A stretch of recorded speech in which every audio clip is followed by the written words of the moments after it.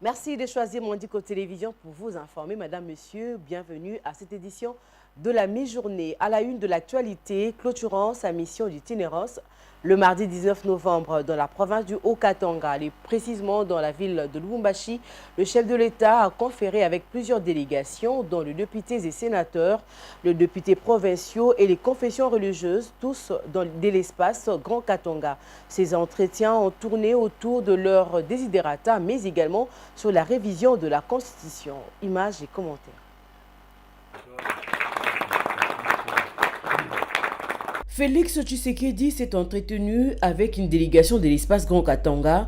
Ses députés et sénateurs ont, à travers Jean-Michel Samaloukonde, président du Sénat, remercié le chef de l'État pour la place de choix qu'il accorde à leur espace. Ils ont en outre présenté leurs préoccupations aux garants de la nation, dont l'emploi de jeunes, le PDL 145 territoires, l'enclavement des territoires et l'insécurité. Le chef de l'État a promis de suivre de près cette situation afin de répondre favorablement. Nous avons parlé de la problématique de l'emploi des jeunes, nous avons parlé de l'enclavement de nos territoires, nous avons parlé de l'insécurité qui bat son plein et nous avons aussi parlé du bon suivi du grand programme ambitieux de 145 territoires. Peu après, le président de la République a conféré avec les députés provinciaux du Grand Katanga, bénéficiaires du nouveau siège.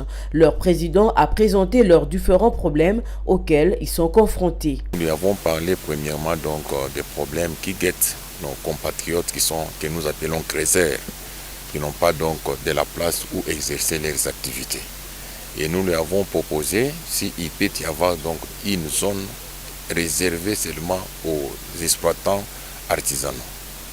Et le chef nous a dit, en tout cas, ils ont parlé ça hier au niveau du Conseil de sécurité, parce que ça commence à dégénérer, s'il peut y avoir quelques zones réservées seulement à l'exploitation artisanale. Et il nous a dit, il nous a chargé que nous puissions vraiment donc lui faire des propositions concrètes. Ces entretiens se sont clôturés avec les confessions religieuses. La question de la révision constitutionnelle était au menu. En tant que berger du peuple congolais, il était aussi très important que nous puissions émettre notre point de vue par rapport à ce sujet au chef de l'État, le point de vue qu'il a accepté favorablement et il s'est vraiment étalé à nous expliquer les tenants et les aboutissants par rapport à cela. Oui, nos points de vue et les bien-être du peuple congolais. Et si cela doit dépendre de la révision ou du changement de la Constitution, nous ne voyons pas pourquoi nous pouvons nous opposer. Avec tous ses interlocuteurs, Félix Tshisekedi a déclaré qu'il n'avait jamais présenté la révision ou le changement de la Constitution comme une solution immédiate aux problèmes de la population. Ces propos ont été tenus devant le député de la province du Haut-Katanga lors de son passage à Lubumbashi, dans le contexte où le débat sur la révision de la loi fondamentale divise profondément la classe politique et la société civile. Tout à fait autre chose. Une mission parlementaire de l'Assemblée nationale de la République démocratique du Congo a séjourné à Kampala du 12 au 18 novembre 2024 pour échanger avec les autorités politiques ougandaises et le groupe d'amitié RD-Ouganda sur le renforcement de la diplomatie constructive pour la paix entre les deux nations africaines. Conduite par l'honorable Lambert Mende, cette délégation a présenté son rapport le mardi 19 novembre au président de l'Assemblée nationale, Vital Kamerhe, avant de faire le même exercice très prochainement devant la plénière suivie.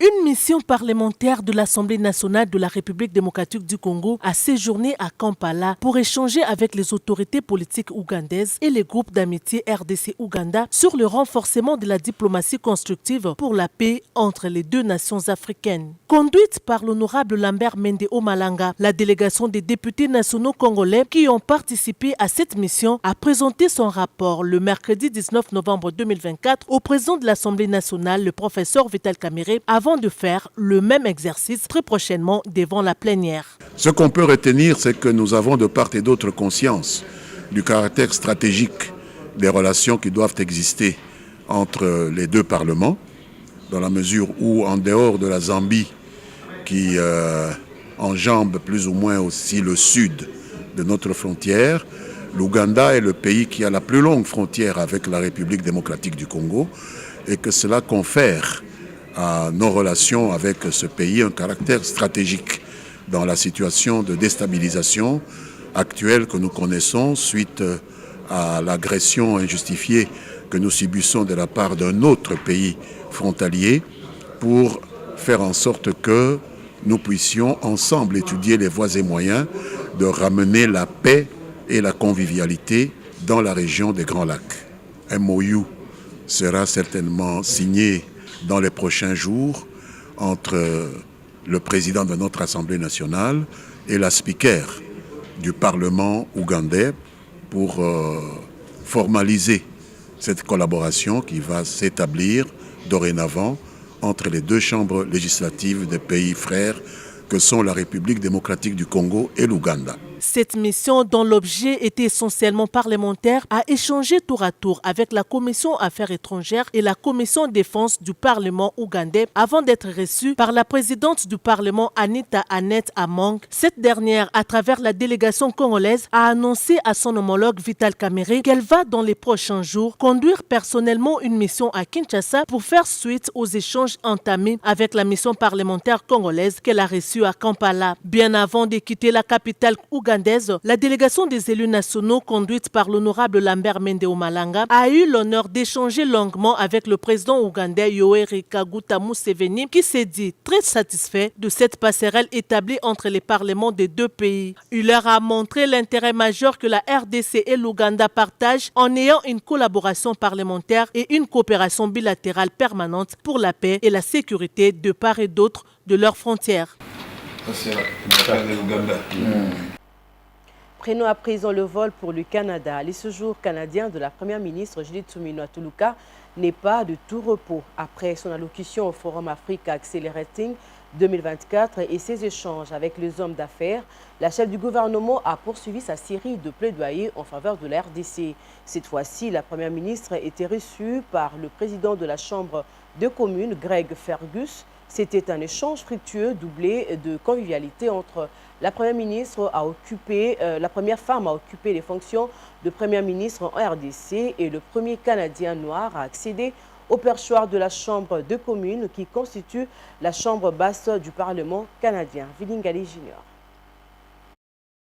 Après son allocution au Forum Africa Accelerating 2024 et des échanges avec les hommes d'affaires, la chef du gouvernement a poursuivi sa série de plaidoyers en faveur de la République démocratique du Congo au siège du Parlement canadien. Cette fois-ci, la première ministre a été reçue par le président de la Chambre de communes, Greg Fergus. D'emblée, la première ministre a présenté à son hôte sa vision du partenariat stratégique entre la RDC et le Canada en se basant sur les grandes lignes du programme d'action de son gouvernement, de la création d'emplois à la lutte contre le changement climatique, en passant par la diversification de l'économie et la sécurité. Judith Suminwa a indiqué le piste de coopération entre le gouvernement congolais et canadien. Une coopération qui a besoin du soutien du Parlement, le Canada étant un pays de grande démocratie parlementaire. Revenant un peu plus sur la situation sécuritaire dans l'est de la RDC, la première ministre a fait savoir au président de la Chambre des communes que le Canada avait un rôle à jouer pour amener le Rwanda à retirer ses troupes du sol congolais, et cela passe notamment par des sanctions et l'appel au respect des accords dans le cadre du processus de paix. S'il y a un rôle à jouer pour encourager les pourparlers en vue du retour de la paix, le Canada est prêt à jouer ses rôles, a rassuré le président de la Chambre des communes. Pour lui, la situation dans l'est de la RDC préoccupe son pays qui tient à augmenter sa présence en Afrique et surtout en RDC, pays qui a une forte diaspora au Canada et avec lequel il partage une même langue, le français. S'agissant de cette diaspora congolaise, Greg Fergus s'est dit reconnaissant envers elle à cause du soutien apporté pour son élection comme député. Écoutez, je ne veux pas dévoiler des rencontres, des discussions que j'ai eues avec la première ministre, mais je suis très content d'avoir fait sa connaissance, surtout une personne qui occupe un poste névralgique comme premier ministre et aussi la première ministre, ça c'est quelque chose d'extraordinaire aussi qui en dit long du pays.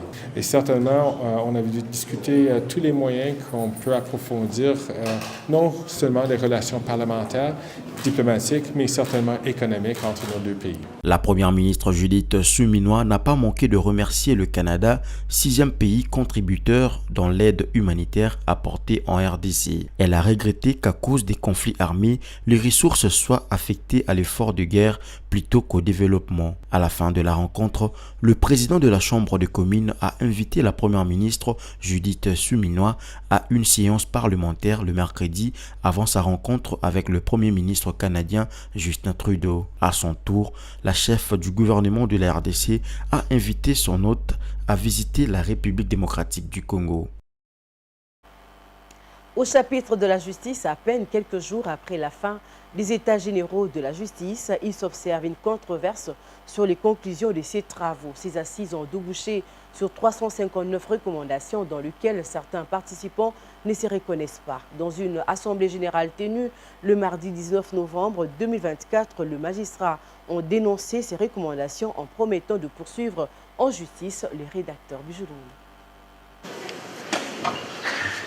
Les magistrats sont montés au créneau pour fustiger les conclusions des États généraux de la justice. Pour les magistrats, le Conseil supérieur de la magistrature doit garder sa forme actuelle où l'on ne trouve que les magistrats. À la fin des États généraux, le rapporteur a annoncé que le Conseil supérieur de la magistrature deviendra Conseil supérieur de la justice en incluant de non-magistrats. Pour le secrétaire général du syndicat national de magistrats du Congo, leur volonté est d'améliorer le système judiciaire congolais.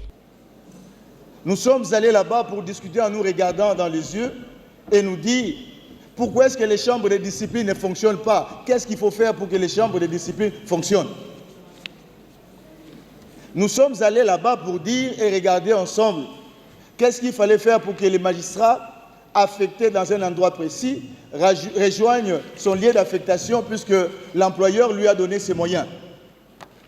Nous sommes allés là-bas pour dire, en nous regardant dans les yeux, pourquoi est-ce que nous n'avons pas de frais de fonctionnement? Pourquoi est-ce que nous n'avons pas de fonds secrets de recherche? Pourquoi est-ce que la rémunération du magistrat ne reflète pas ce qui a été décidé ou relevé comme recommandation en 2015 et qu'est-ce qu'il fallait faire pour que les choses changent? C'est pourquoi, de bonne foi, nous sommes allés là-bas, puisque nous voulions en fait les débats. C'était ça l'essence même des États généraux. Puisque nous n'avons que ces pays et nous voulons que les choses marchent. Dans le même temps, les syndicats ont vivement dénoncé ce qu'ils considèrent comme une trahison des objectifs des États généraux. C'est ainsi qu'ils ont exprimé une ferme opposition aux résolutions adoptées, les jugeant non conformes aux recommandations formulées lors de ces assises. Le SINAMAC a promis de saisir la justice pour contester les résultats des États généraux, puisque le comité de rédaction a, selon eux, déformé les recommandations de ces travaux. Nous allons saisir toutes les autorités. La présidence et le président de la République, parce que c'est lui qui est le garant de la nation, pour dénoncer ce qui a été fait. Nous allons saisir lui-même le ministre de la Justice, le ministre d'État, pour dénoncer ce qui a été fait au niveau du comité de rédaction de ces travaux. Parce que nous ne pouvons pas comprendre qu'au niveau des ateliers, il y a eu des recommandations qui ont été faites et qu'il se passe un tripatouillage lors de la rédaction finale. C'est un comportement qui ne peut pas rester impuni. Nous tenons à vous rassurer d'être serein, d'être calme. Nous allons saisir également le bureau du Conseil supérieur de la magistrature pour dénoncer la fraude qui a été faite et établir les responsabilités par la suite et réprimer cela. Nous allons également saisir les instances judiciaires. J'ai omis de dire cela. Cette assemblée générale extraordinaire témoigne de l'engagement des magistrats à défendre l'intégrité des travaux réalisés et à poursuivre les réformes nécessaires pour un système judiciaire plus juste et efficace en RDC. De leur côté, les huissiers de la justice de la RDC ont quant à eux soutenu l'idée de la création d'un haut conseil de justice pour remplacer le Conseil supérieur de la magistrature. C'est Francis Ekonji, président de la Chambre nationale des huissiers, qu'il a annoncé à la presse le mardi 19 novembre 2024 après la restitution de travaux des États généraux de la justice auprès de ses pairs réunis à Kinshasa. Il pense que cette structure va permettre à tous les acteurs de la justice de participer aux décisions qui sont prises dans ces secteurs. On écoute son propos. La justice concerne plusieurs acteurs. Il y a les huissiers de justice, il y a les magistrats, il y a les avocats, il y a les notaires, il y a plusieurs acteurs. Donc, l'idée également, ce que nous soutenons, c'est l'idée de la création du Haut Conseil de la justice. Parce que ce Haut Conseil nous permettra, nous les huissiers, de nous exprimer. Ça permettra également aux autres acteurs, les avocats, les notaires, le magistrat. Nous ne voulons pas que, même le greffier, nous ne voulons pas que la justice soit considérée comme un bien privé des magistrats. Nous avons fait quelques recommandations, quelques propositions en ce qui concerne notre loi, parce que vous allez vous rendre compte que chaque fois nous avons toujours déploré les arrestations arbitraires des huissiers de justice. Alors nous voulons que cela cesse. Et pour que cela cesse, il faut que la loi protège véritablement l'huissier de justice.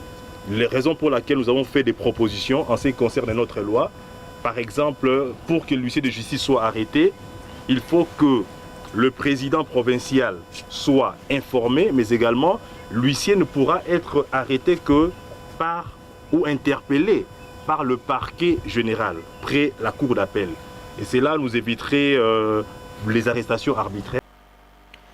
En dehors de nos frontières, nous sommes en Haïti. Une violente attaque a été secoué Passionville, un quartier résidentiel de Port-au-Prince, à l'aube du mardi 19 novembre. Le gang dirigé par Jimmy Cherizier, alias Barbecue, a mené un assaut coordonné affrontant à la fois les forces de l'ordre et des habitants mobilisés pour défendre leur communauté. Diane Bonga.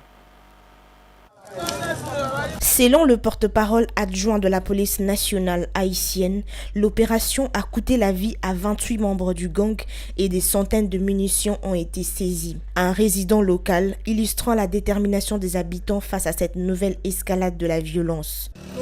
Beaucoup de membres de gang ont été tués ici et ceux qui ont survécu sont en fuite. L'assaut a commencé lorsque 2 camions transportant de membres présumés du gang ont pénétré dans Piétoville, bloquant l'accès principal au quartier. Malgré l'annonce préalable de cette attaque par Cherizier dans une vidéo postée sur les réseaux sociaux, la police n'a pas semblé en mesure de prévenir l'offensive. Les témoins décrivent des scènes d'une brutalité extrême, des corps mutilés, brûlés et laissés à l'abandon dans les rues du quartier. Cette attaque illustre une fois de plus l'ampleur de la crise sécuritaire en Haïti. Aujourd'hui, 85% de Port-au-Prince est sous le contrôle de gangs armés qui multiplient les assauts pour étendre leur emprise, y compris dans des zones jusqu'ici épargnées de la violence. Ces violences survenues dans un contexte déjà fragile où plus de 20 000 habitants de la capitale ont fui leur foyer ces derniers jours, selon les Nations Unies. La situation s'aggrave depuis l'arrivée en juin dernier de la mission kenyane soutenue par l'ONU qui peine à contenir l'insécurité grandissante. Alors que la communauté internationale débat de la nécessité de déployer une force de maintien de la paix pour remplacer l'actuelle mission kenyane, la population haïtienne, elle, reste livrée à elle-même, sombrant chaque jour un peu plus dans une spirale de désespoir et de violence.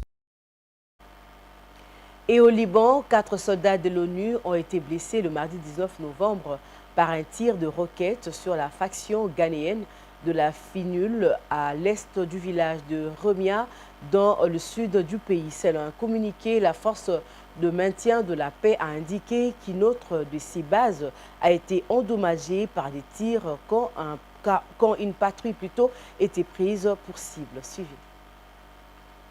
Dans les villages du Chama où se déroulent des violents combats entre Hezbollah et l'armée israélienne, 5 roquettes ont endommagé le quartier du secteur ouest de la Finule. Le force de l'ONU a déclaré qu'il s'agissait de la 2e attaque contre la base en une semaine, en ajoutant qu'aucune blessée n'avait été signalée. Dans une autre attaque, une personne armée a tiré directement sur une patrouille de la Finule après Kribat Silim, mais il n'y a pas eu de blessés selon le communiqué.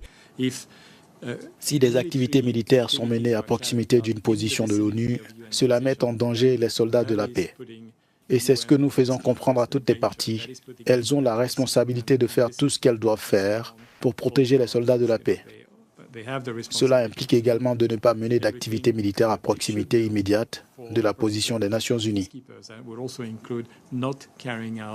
La FINUL a ajouté qu'elle avait lancé des enquêtes sur chacune des épisodes violents et qu'elle n'avait informé l'armée libanaise. Amos Hochstein, conseiller principal du président américain Joe Biden, a déclaré que les discussions sur les cessez-le-feu avec le président du Parlement libanais, Nabir Berri, avaient été constructives. J'apprécie la nature constructive de la conservation avec le président du Parlement, a déclaré M. Hochstein. Je m'engage à faire tout ce qui est en mon pouvoir pour travailler avec le gouvernement libanais et en Israël afin de mettre fin à ce conflit. Un envoyé américain avait été à Beyrouth mardi pour rencontrer les responsables libanais au sujet d'un éventuel cessez-le-feu dans la guerre contre Israël et Hezbollah. Place à présent à la lecture de journaux parus ce 20 novembre 2024 avec Diane Bonga.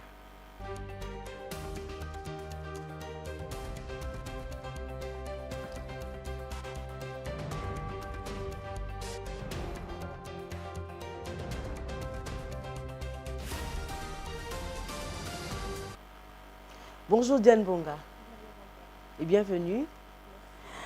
Scandale à la place échangeur délimité, le mausolée de Lumumba vandalisé, 4 suspects interpellés.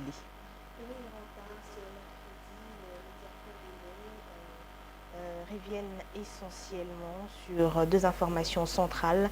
Le mausolée de Patrice Emery Lumumba, héros national, a été vandalisé dans la nuit du dimanche 17 novembre au lundi 18 novembre et les léopards de la RDC ont terminé la CAN 2025 par une défaite, allais-je dire.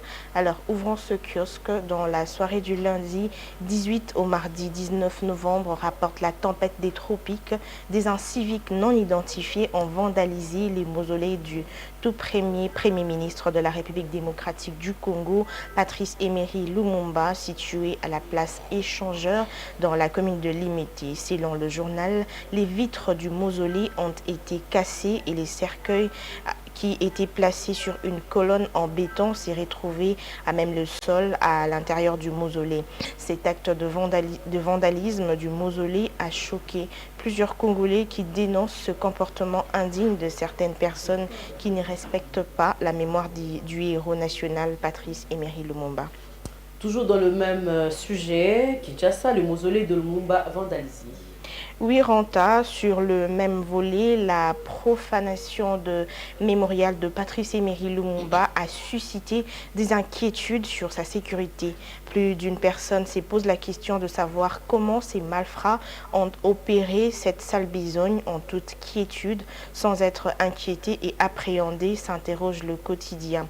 Contrairement au mausolée Mouzon Laurent Désiré Kabila, situé dans la commune de la Gombe, juste à côté du Palais de la Nation, compare le tabloïd, le mausolée de Patrice Emery Lumumba semble ne pas attirer l'attention des autorités du pays, ce qui, selon Econews, laisse beaucoup de questions en suspens. Où se trouverait donc là-dedans, seule relique de Lumumba rapatriée récemment de la Belgique, s'interroge le tabloïd. Et puis toujours mausolée de Lumumba vandalisé, l'exécutif promet des sanctions. Oui, Ranta, pour clôturer ces chapitres de vandalisme, le gouvernement de la République démocratique du Congo s'est engagé à restaurer dans le meilleur délai le mausolée du héros national Patrice Emery Lumumba, révèle l'agence congolaise de presse. Le ministre de la Culture a en outre réaffirmé à travers le communiqué son engagement à protéger le patrimoine national et à honorer la mémoire du héros national. Bien que le mausolée soit vandalisé, la relique du héros national est sécurisée, rassure le portail. On parle sport dans cette revue de presse. CAN 2025, la RDC termine la campagne par une défaite devant l'Éthiopie. Oui, rentra dans un autre registre. Les médias congolais reviennent sur la clôture des éliminatoires de la Coupe d'Afrique des Nations. Les léopards de la RDC, les RDC ont terminé la campagne des éliminatoires de la Coupe d'Afrique des Nations Cannes 2025 par une défaite devant les Walias de l'Éthiopie 1-2 mardi à domicile au stade de Martyr à Kinshasa en match comptant sur la 6e et dernière journée du groupe H, écrit l'agence congolaise de presse. Un match que le sélectionneur manager Sébastien Desabre a semblé minimiser en alignant une autre équipe qui est celle qui s'est battue durant les 5 premières journées, explique l'ACP.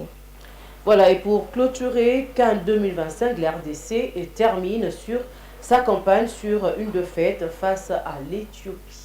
Oui, Ranta en clôture, bien que déjà qualifié pour la Coupe d'Afrique des Nations Maroc 2025 depuis le mois d'octobre, regrette Foot RDC. Les léopards de la RDC ont conclu leur campagne des éliminatoires sur une note décevante. Après la défaite surprise de léopards face à l'Éthiopie, indique le tabloïd, les sélectionneurs Sébastien Desabre a endossé la responsabilité de ce revers.